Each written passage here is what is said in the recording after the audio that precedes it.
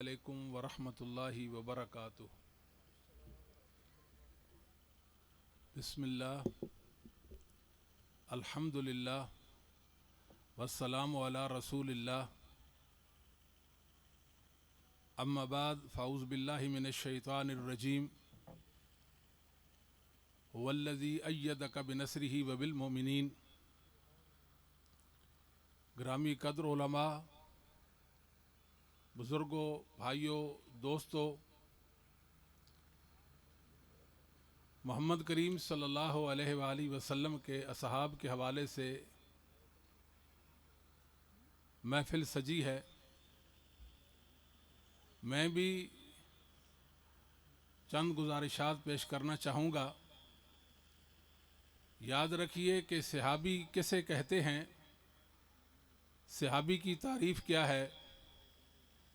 صحابی اسے کہتے ہیں کہ جس نے ایمان کی حالت میں محمد صلی اللہ علیہ وآلہ وسلم کا چہرہ پر انوار دیکھا،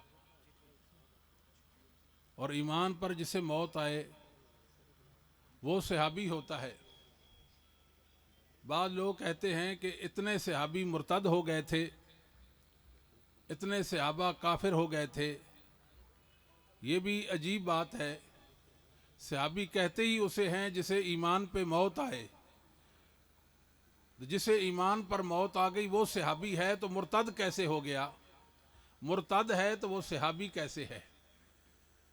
یاد رکھیے کہ شرف صحابیت اتنا بڑا شرف ہے، اس سے بڑا کوئی شرف نہیں۔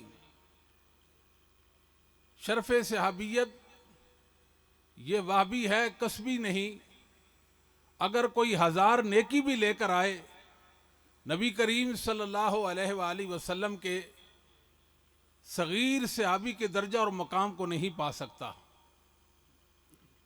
صحابہ وہ نفوس ہیں جن کے متعلق اللہ رب العالمین نے، جن کی عظمت میں اللہ نے قرآن اتارا، اور جن کے قرآن کریم نے جن کی مدح سرائی کی اور ان کی عظمت کو بیان کیا۔ صحابہ وہ ہیں کہ جن پر اللہ کی رضوان ہے، رضی اللہ عنہم ورضوا عنہ، وہ اللہ پہ راضی ہو گئے، اللہ ان پہ راضی ہو گیا ہے۔ یہ خبر ہے، دعا نہیں۔ کہتے ہیں صحابی کے ساتھ رضی اللہ عنہ، اللہ اس سے راضی ہو گیا، یہ نہیں کہ اللہ اس سے راضی ہو۔ اور جس پر اللہ کی رضا ہو جائے، یاد رکھیے کہ جو رضا ہے یہ اللہ کی صفت قدیمہ ہے۔ جس پر اللہ نے رضا کر دی وہ اللہ کے علم میں ایمان اور رضا کے سارے تقاضوں کو پورا کرنے والا تھا۔ اس کو 2 اعزاز ملتے ہیں۔ ایک اعزاز یہ ہے کہ اس کو کبھی کفر پر موت نہیں آ سکتی، اور دوسرا اعزاز یہ ہے کہ وہ بالیقین جنت میں جائے گا۔ رضی اللہ عنہم ورضوا عنہ، ان پر اللہ کی رضا ہے۔ اور جو اصحاب محمد صلی اللہ علیہ وآلہ وسلم کے لیے اللہ کی رضا نہ مانے وہ بصیرت سے محروم ہوتا ہے۔ اور یاد رکھیے جو اصحاب محمد صلی اللہ علیہ وسلم کے لیے اللہ کی رضا نہ مانے اس کو کبھی بھی اللہ کی رضا نصیب نہیں ہو سکتی۔ المیہ یہ ہے، ایک ایسا گروہ، ایسا فرقہ کہ جو اصحاب محمد صلی اللہ علیہ وآلہ وسلم پر تنقید کرتا ہے، ان کو مطعون کرتا ہے، ان کے متعلق ہرزہ سرائی کرتا ہے، اصحاب محمد پر طعن کرتا ہے، انگشت نمائی کرتا ہے، جبکہ اس گروہ کی حالت یہ ہے، نہ قرآن کو مانتا ہے، نہ رسول اللہ صلی اللہ علیہ وسلم کی حدیث کو مانتا ہے، نہ اصحاب محمد کے ایمان کو مانتا ہے۔ مسلمانوں غور کیجئے، وہ اہل بیت کی محبت میں، اہل بیت کی آڑ میں دین کو منہدم کرنا چاہتے ہیں، دین کو گرانا چاہتے ہیں، اللہ اور اس کے رسول کو ایذا اور تکلیف پہنچاتے ہیں، اصحاب محمد کو ستا کر رسول اللہ صلی اللہ علیہ وسلم کو ستاتے ہیں۔ ایسے لوگوں کا اسلام میں کوئی حصہ نہیں ہے۔ یاد رکھیے یہ اللہ کی وحی کے منکر ہیں، یہ قرآن کو نہیں مانتے، یہ قرآن کو اللہ کا کلام نہیں مانتے۔ ان کا تھا حسین بن محمد نوری تقی تبرسی یہ 1320 میں فوت ہوتا ہے. اس نے کتاب لکھی ہے، کتاب کا نام ہے فصل الخطاب فی اثبات تعریف کتاب رب الارباب. اللہ کی کتاب میں تحریف کے ثبوت پر اس نے فصل الخطاب کے نام سے کتاب لکھی ہے کہ اللہ کی کتاب میں تحریف ہو گئی ہے. جو قرآن کو اللہ کا کلام نہ مانے وہ اللہ کو کیسے مانتا ہے؟ وہ رسول اللہ کو کیسے مانتا ہے؟ وہ ختم نبوت کو قائل کیسے ہو سکتا ہے؟ وہ صحابہ کے دین اور ایمان کو تسلیم کیسے کر سکتا ہے؟ بتائیے، میں اس کے ایمان میں شک کیوں نہ کروں؟ میں اس کے ایمان کا انکاری کیوں نہ ہو جاؤں؟ جو قرآن کریم کو نہ مانے، جو صحابہ کا ایمان کو نہ مانے، جو رسول اللہ کی حدیثوں کے راوی ہیں، بتائیے، دین تو قرآن اور حدیث کا نام ہے، وہ قرآن و حدیث کو نہیں مانتے. ان کی 4 ہیں: ابن بیکمی، شریح مرتضی، تبرسی اور توسی. یہ 4 ہیں جو کہتے ہیں کہ قرآن میں تحریف نہیں ہوئی، قرآن میں تبدیلی نہیں آئی، تبدل نہیں ہوا، تحریف نہیں ہوئی قرآن میں. آیا حسین بن محمد نوری تبرسی کہا اپنی کتاب فصل الخطاب کے اندر صفحہ نمبر 30 پہ لکھتا ہے: لم یورف من القدماء موافق لہم. یہ جو 4 کہتے ہیں قرآن میں تحریف نہیں ہوئی، قرآن اصلی ہے. ہمارے علماء میں جو قدماء ہیں، جو قدیم ہمارے علماء ہیں، ان میں ایک بھی ایسا نہیں ہے جو ان 4 کی موافقت کرتا ہو. اس نے اپنی کتاب کے اندر لکھا ہے، یہ 30 ہمارے علماء ہیں، 30 جو قرآن کی تحریف کے قائل ہیں، قرآن کو اللہ کا کلام نہیں مانتے. کہتے ہیں ابو بکر عمر عثمان نے سازش کی ہے، زید بن ثابت کے ہاتھوں قرآن میں تحریف کی کارروائی انہوں نے کروائی ہے. ہم اس قرآن کو نہیں مانتے. مسلمانوں یاد رکھو، 30 علماء اس نے اپنی کتاب میں ذکر کی ہیں. ان میں ایک اسحاق کاتب ہے جس کے متعلق ان کا کہنا ہے کہ یہ ہمارے مہدی سے ملا ہوا ہے، اس کی مہدی سے ملاقات ہے. یہ وہ ہے ایک دوسرے کے بارے میں جو ہمارے اور مہدی کے درمیان سفیر ہے. وہ بھی کہتا ہے قرآن محرف اور مبدل کتاب ہے. ان لوگوں کا قرآن پر ایمان نہیں ہے. آئے ان کی مذہب کی کتابیں اٹھائیں. میں پوری ذمہ داری کے ساتھ اپنے علماء کی موجودگی میں کہتا ہوں، ان کی کتابوں میں 2000 روایات ہیں، 1000 نہیں، 2000 روایات ہیں. کہتے ہیں یہ 2000 روایات سے ثابت ہوتا ہے قرآن محرف ہے، قرآن میں تبدیلی لائی گئی ہے، قرآن اصلی حالت میں نہیں ہے. ابو بکر عمر عثمان کے جمع کردہ قرآن پر ہمارا یقین اور ایمان نہیں ہے.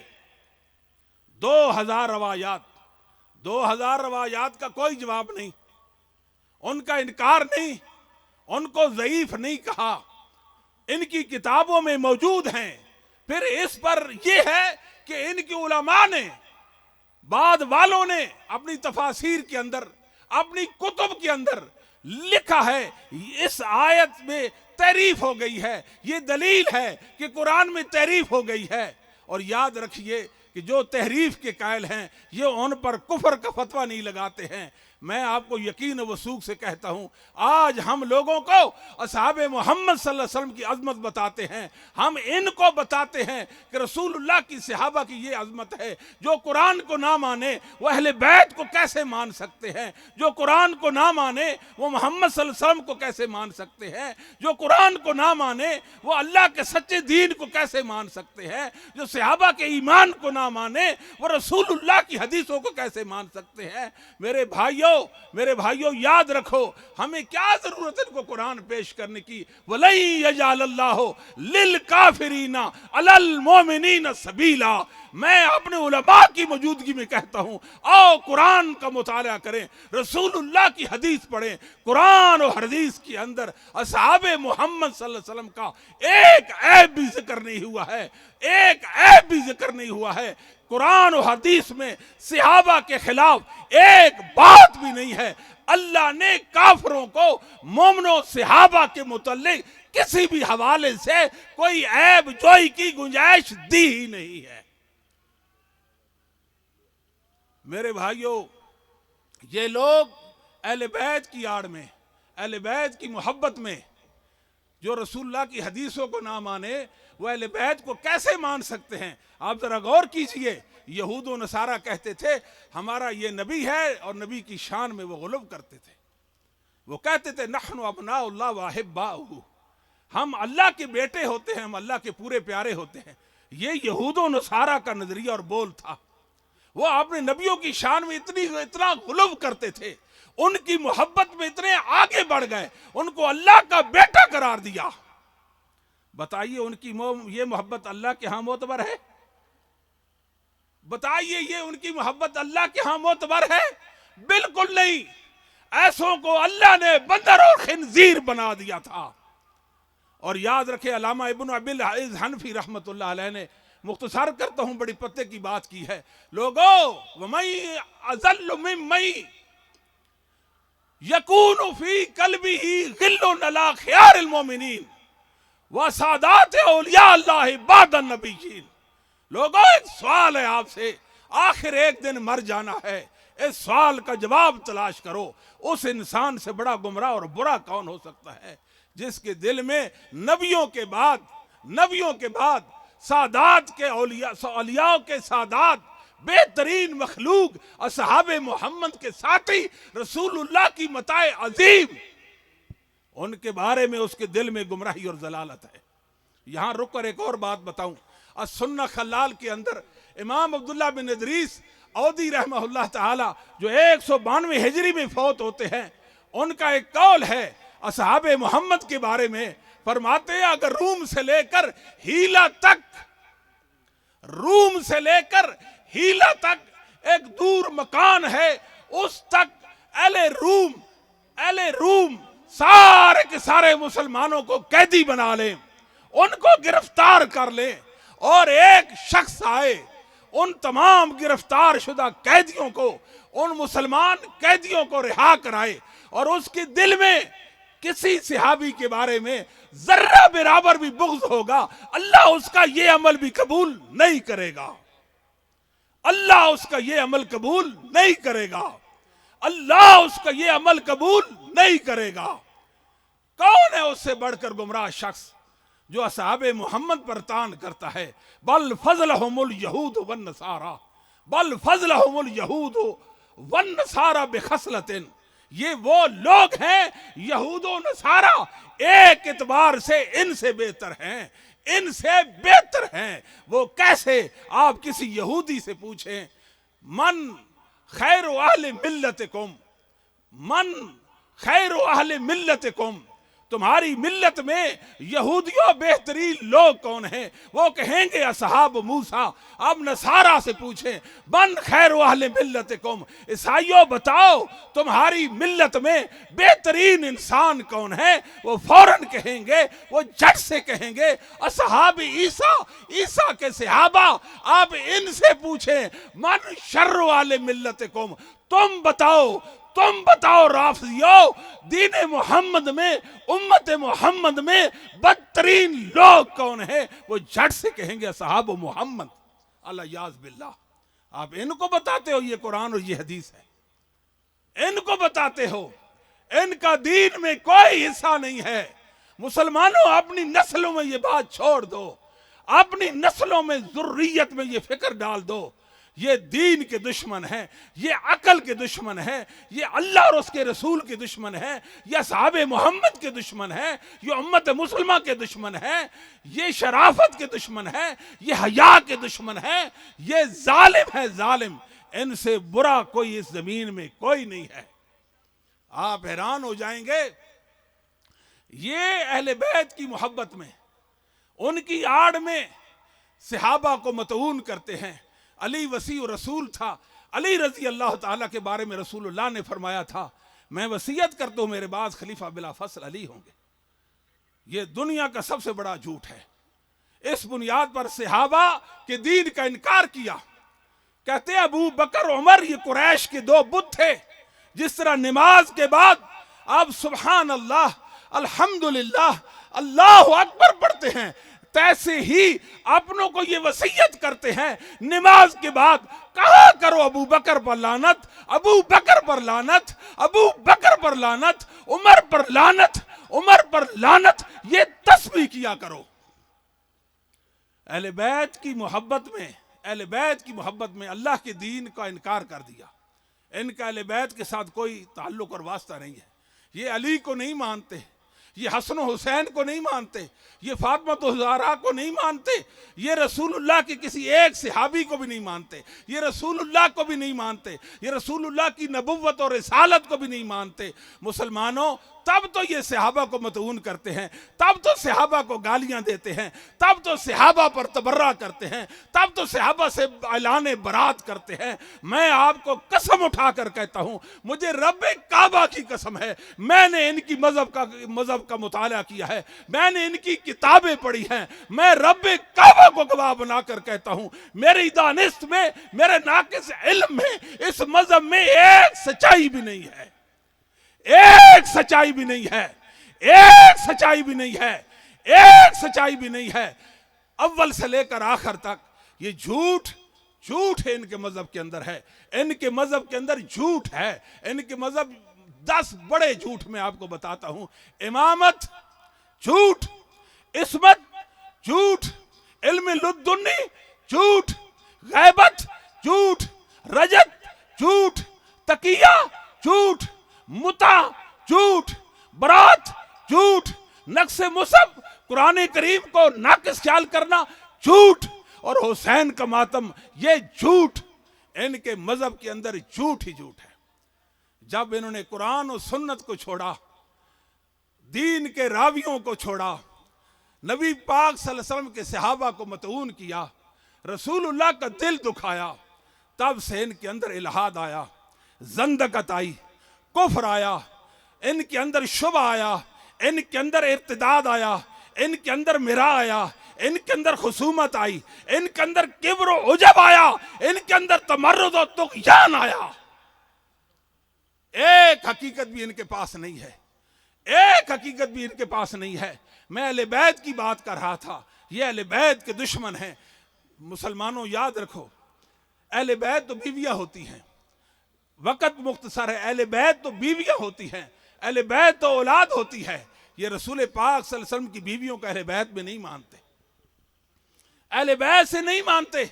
ये वक़्त नहीं है, इख्तिसार से काम लेते हैं। रसूलुल्लाह की अज़वाज को, उम्महातुल मोमिनीन को, ये रसूलुल्लाह की बीवियों को अहले बैत में नहीं मानते।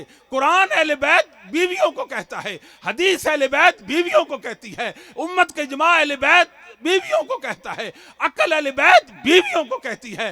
मगर ये रसूलुल्लाह की अज़वाज को, मोमिनों की माँ को, रसूलुल्लाह के घराने में नबी की बीवियों को अहले बैत में नहीं मानते।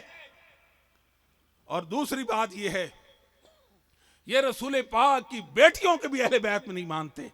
अहले बैत में मानना तो दूर की बात है, ये रसूलुल्लाह की 3 बेटियों का इनकार करते हैं। मुसलमानों, 3 बेटियों का इनकार करते हैं। बीबी ज़ैनब, सैयदा उम्मे कुलसूम, रुकैया का इनकार करते हैं। कहते हैं नबी पाक सल्लल्लाहु अलैहि वसल्लम की एक ही बेटी फातिमा रजी अल्लाह ताला अन्हा थी।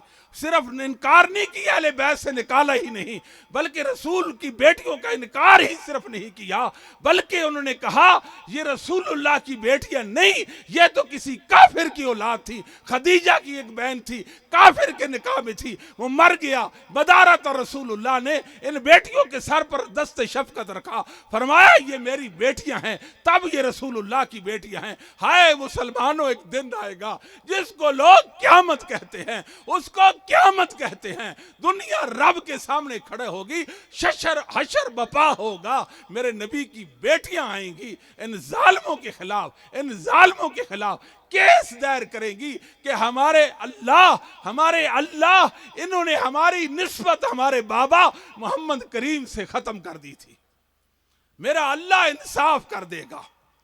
रसूलुल्लाह सल्लल्लाहु अलैहि वसल्लम ने फरमाया महदी मेरी बेटी फातिमा की औलाद से होगा। मुतवातिर हदीस है महदी के बारे में, फरमाया उसका नाम मेरे नाम पर मोहम्मद होगा, उसके बाप का नाम मेरे बाप के नाम अब्दुल्लाह, उसके बाप का नाम अब्दुल्लाह होगा। محمد بن عبداللہ یہ مادی ہوگا، میری بیٹی فاطمہ کی اولاد سے ہوگا، من اہل بیتی میرے اہل بیت میں سے ہوگا، میرے اہل بیت میں سے ہوگا، محمد بن عبداللہ مہدی میرے اہل بیت میں سے ہوگا۔ یہ اس مہدی کو نہیں مانتے، یہ اس مہدی کو نہیں مانتے، یہ اس مہدی کو نہیں مانتے۔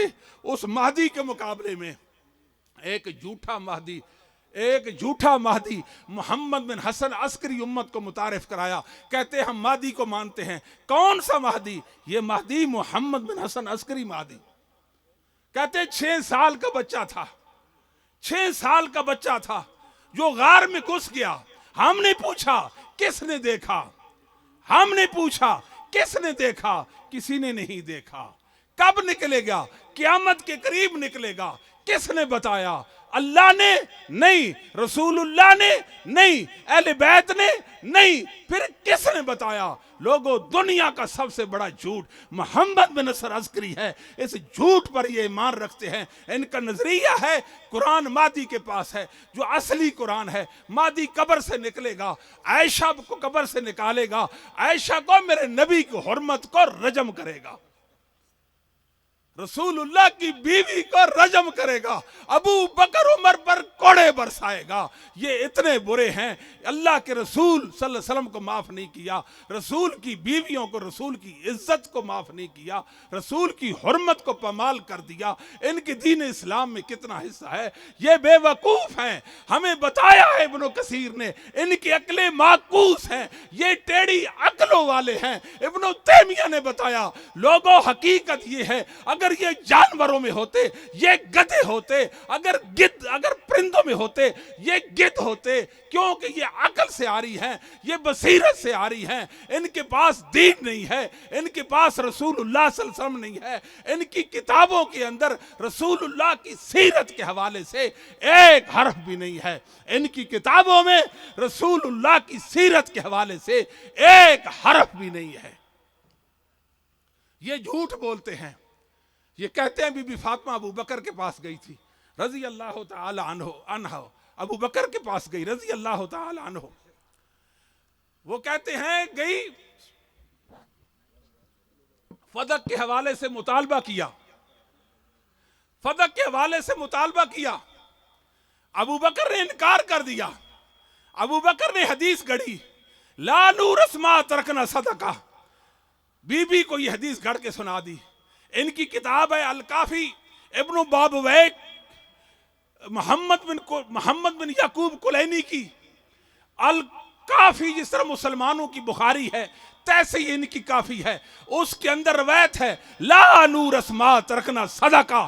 یہ حدیث ان کی کتاب کے اندر بھی موجود ہے۔ میرے اللہ کی شان دیکھیں، یہ حدیث جناب علی رضی اللہ تعالیٰ سے بھی مروی ہے۔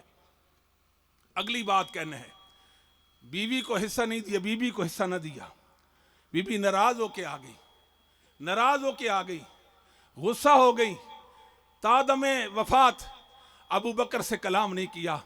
میں کہتا ہوں مسلمانوں، آپ کو اس بات پر یقین دلاتا ہوں، کوئی آئے کوئی آئے کوئی آئے، ابھی ہم زندہ ہیں، آئے ہمیں گرفتار کر لے، دنیا کی کسی عدالت میں پیش کر دیں، رسول اللہ کا ادنا امتی ہونے کے حوالے سے، رسول اللہ کا محب ہونے کے حوالے سے، میں کعبے کے رب کو گواہ بنا کر آپ کو خوشخبری سناتا ہوں، اس عدالت کے اندر میں سیدہ فاطمہ کے حوالے سے اگر یہ ثابت نہ کر دوں فاطمہ ابو بکر سے ناراض نہیں ہوئی تھی، فاطمہ ابو بکر سے غصے نہیں ہوئی تھی، فاطمہ نے ابو بکر کو نہیں چھوڑا تھا، جو سزا یہ کہیں گے مجھے قبول ہے، نعرہ تکبیر، مجھے قبول ہے، مجھے قبول ہے۔ نعرہ تکبیر، مسلک حق، مسلک اہل حدیث، مسلک حق، مسلک اہل حدیث، شان صحابہ، عظمت صحابہ، نعرہ تکبیر۔ میں اہل حدیث کا نمائندہ ہوں، اہل حدیث کا دم خادم ہوں، میں ناقص اہل حدیث ہوں، مجھے فخر ہے محمد کریم کے صحابہ پہ۔ اللہ اکبر۔ میرے بھائیوں، انہوں نے جھوٹ بولا کہ نبی پاک کی بیٹی کو ابو بکر نے رضی اللہ تعالی عنہ نے باغ فتح نہیں دیا تھا، خیبر کی جاگیر نہیں دی تھی۔ مسئلہ یہ ہے پھر کیا عمر نے دی، عثمان نے دی، علی نے دی تھی رضی اللہ عنہم؟ بتاؤ علی کے بارے میں کیا کہو گے؟ جو جواب علی رضی اللہ تعالیٰ کے بارے میں ہے وہی ابو بکر عثمان کے بارے میں ہو جائے گا۔ اور دوسری بات، جھوٹ بولا ابو بکر پر، ابو بکر صدیق ہے، ابو بکر صدیق ہے۔ امام ابو داود رحمہ اللہ تعالیٰ اپنے استاد مسدد بن مسرحد سے، وہ اپنے استاد ابو عوانہ سے، وہ اپنے استاد عثمان بن جعفر سے، وہ ثقفی، وہ اپنے استاد علی بن ربیعہ اسدی سے، وہ اپنے استاد اسماء بن حکم فزاری سے بیان کرتے ہیں، جناب علی کو کوئی صحابی حدیث بیان کرتا، جناب علی اسے حلف لیتے تھے، محض اطمینان اور یقین کی غرض سے اسے حلف لیتے تھے۔ علی رضی اللہ فرماتے ہیں حدثنی ابو بکر، حدثنی ابو بکر وصدق ابو بکر۔ علی میں تیری عظمت کو سلام کرتا ہوں۔ سند پڑی ہے مسلمانوں کے ذخیرہ حدیث میں، دواوین اسلام کے اندر یہ حدیث موجود ہے۔ آئے جس کے اندر جرت ہو اس حدیث کو گرا دے، ہم اس کو شاباش دیں گے۔ ابھی سندوں والے زندہ ہیں، یہ محروم انسان ہیں۔ میں آپ کو ایک لطیفہ سناتا ہوں، ان کی کتاب ہے الکافی، نام یاد رہے گا مسلمانوں، کتاب کا نام کیا ہے؟ الکافی کتاب ہے۔ شرم کی بات ہے، سٹیج ہے اہل حدیث کا، شرم آتی ہے بات بیان کرتے ہوئے۔ اس کے اندر لکھا ہے ایک گدھا تھا، گدھے نے اپنے باپ گدھے سے بیان کیا، وہ اپنے دادا گدھے سے بیان کرتا ہے۔ مسلمانوں گدھا جانور ہے، اس کی سندیں انہوں نے الکافی کے اندر ذکر کر رکھی ہے۔ بتاؤ پھٹکار پڑی ہے کہ نہیں ان پر، لعنت برسی ہے ان پر کہ نہیں، یہ حالت ان پر ماتم کرتی ہے۔ یہ اتنے برے ہیں، ان کی کتابوں کے اندر گدھا گدھے سے روایت کرتا ہے، گدھا گدھے سے روایت کرتا ہے، گدھا گدھے سے روایت کرتا ہے۔ سچ کہا ابن تیمیہ نے، اگر جانوروں میں یہ ہوتے، یہ گدھے ہوتے، ان کی عقلیں معکوس ہیں۔ میں آپ کو عرض کرتا ہوں، آخری بات عرض کرتا ہوں، ابو بکر صدیق کے بارے میں علی نے کیا فرمایا؟ حدثنی ابو بکر وصدق ابو بکر، حدثنی ابو بکر، حدثنی ابو بکر وصدق ابو بکر۔ مجھے ابو بکر نے حدیث بیان کی ہے، میں ابو بکر سے حلف کیسے لوں؟ یہ تو صدیق ہے، یہ تو صدیق ہے۔ اور صدیق کون سا؟ دلائل النبوہ کے اندر من عاش بعد الموت، ابن ابی دنیا کے اندر صحیح سند کے ساتھ روایت ہے، زید بن خارجہ فوت ہو گئے تھے، صحابی رسول ہے رضی اللہ تعالی عنہ، زید بن خارجہ فوت ہو گئے، ان کی میت چرپائی پر پڑی تھی اور وہ بولے، فوت ہونے کے بعد بولے، ان کی میت بولی ابو بکر الصدیق، ابو بکر الصدیق الامین خلیفۃ رسول اللہ، وکان ضعیفا فی جسمہ وقویا فی امر اللہ، وقویا فی امر اللہ، صدق وکان من الکتاب الاول۔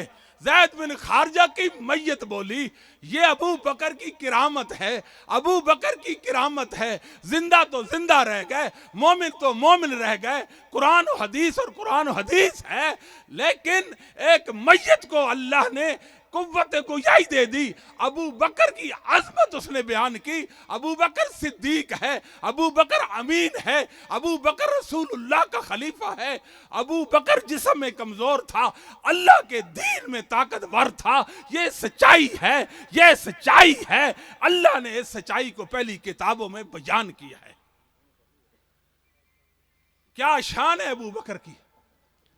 اور میں آپ کو بتاؤں آخری بات، انہوں نے تہمت لگائی ابو بکر پر، ابو بکر صدیق رضی اللہ تعالیٰ عنہ نے فاطمہ کا مال کھایا، اہل بیت کا مال کھایا۔ اللہ میرے اللہ، آسمان کیوں نہیں ٹوٹا تھا اس دن، زمین کا سینہ شک کیوں نہیں ہوا تھا جس لوگوں نے صدیق کو متہم کیا تھا۔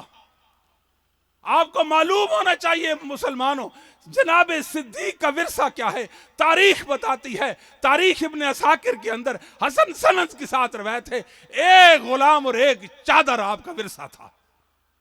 پرانے اور بوسیدہ کپڑوں میں آپ کو کفن دیا گیا تھا۔ وہ صدیق وہ ہیں کہ رسول اللہ صلی اللہ علیہ وآلہ وسلم نے فرمایا تھا جب اللہ نے مجھے تمہارے اندر مبعوث کیا، بخاری کی روایت ہے، میں نے کہا میں اللہ کا رسول ہوں، آپ نے کہا کذبتا، محمد آپ جھوٹ بولتے ہیں، محمد آپ جھوٹ بولتے ہیں۔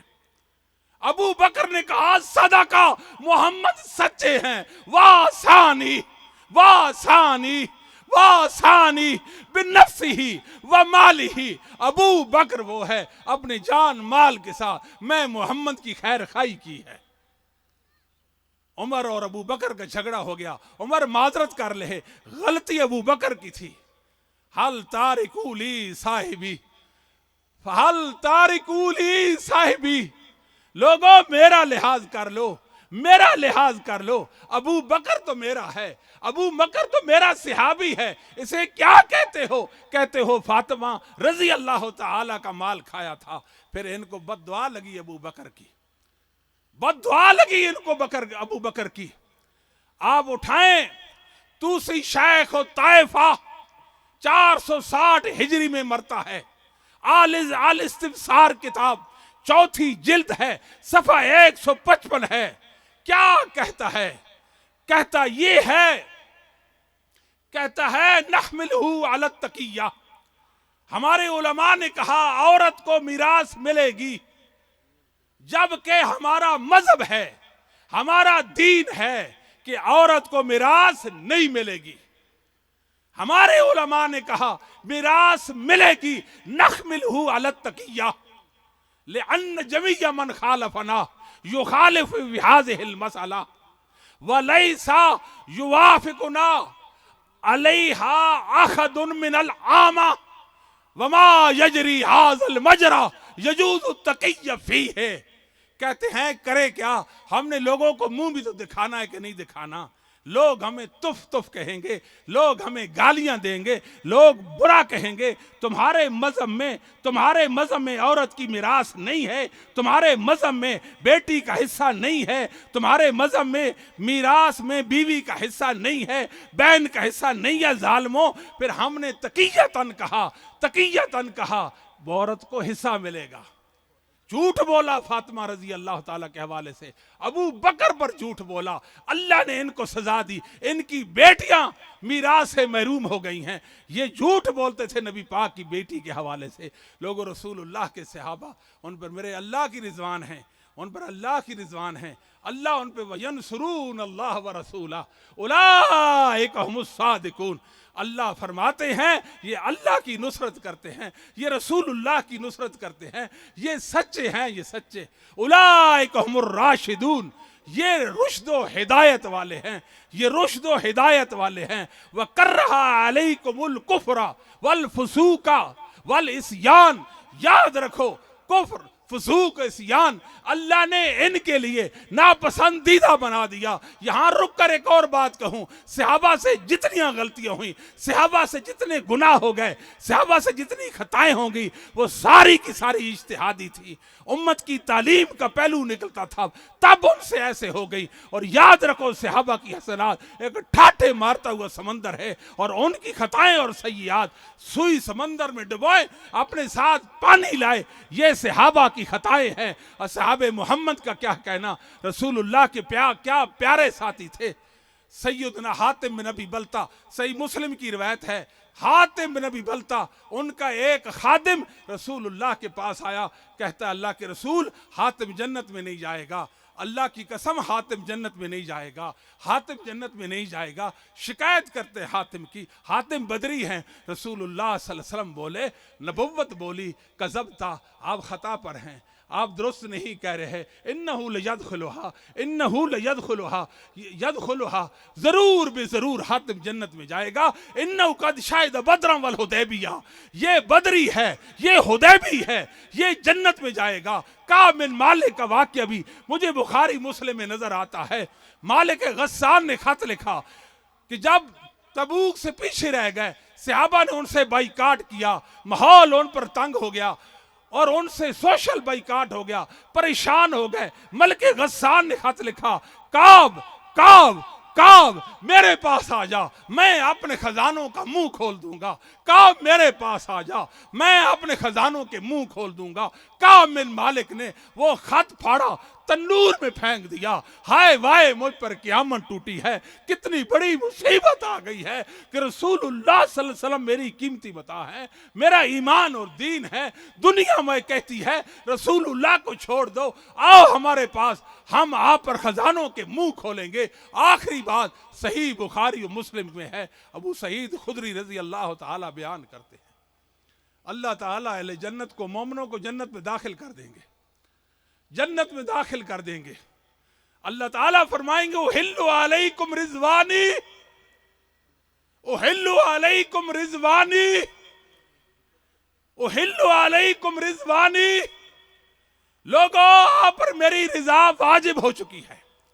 مومنوں آخری انعام میری جنت میں، نعمت والی جنت میں ہر انعام سے بڑا انعام یہ ہے کہ میری رضا تم پر واجب ہو گئی ہے، میری رضا تم پر واجب ہو گئی ہے۔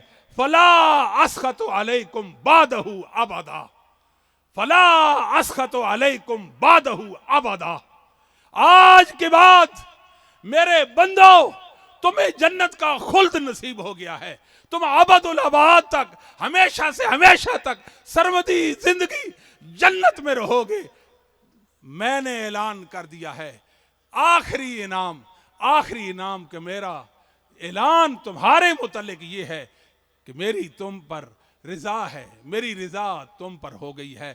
وہ اہل جنت کو جو سب سے آخر میں اللہ انعام دیں گے، اصحاب محمد کو میرے مولا نے دنیا میں دے دیا تھا۔ وآخر دعوانا الحمدللہ رب العالمین۔ کتاب اللہ حدیث مصطفیٰ کی ترجمان، مرکزی جمعیت اہل حدیث پاکستان۔